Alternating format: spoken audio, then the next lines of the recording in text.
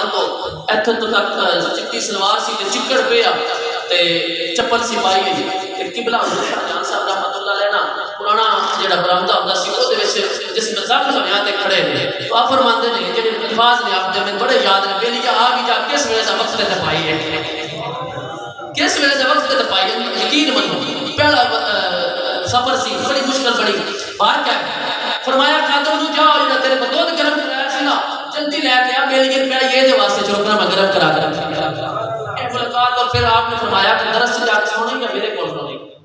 میں بچہ سمجھا کہ حضور میں جا کے بھائی کو سونا ہے بار کیا وہ قانون سی کچھ ادارے دے آج بھی ڈسپلن اور قوانین نے چھوٹا بھائی میرا تھلے ستا میں منجی تے ستا رات گزاری صبح ہن وقت ہو جانا تے میں کھانا ناشتہ درس ہے برکتی دا درس ہے پرانا اوتھوں ناشتہ کر کے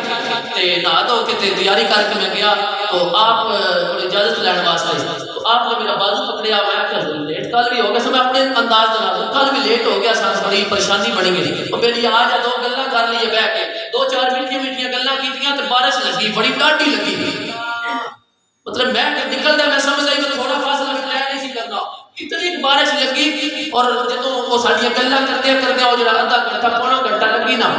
پھر انتہا دی بارش لگی آپ فرماندے لگے یا ہون تیری اجازت ہے ہون تو خیر خیریت نہ پہنچنا تے میں نہیں پہنچیا نا میں جاندی واری بھائی جی میں اگے یہ صدیوں کا سفر ہے میرا اللہ نے اتنی کرم نوازی فرمائی تو فرمایا ایک کیا سوچ تھا زبان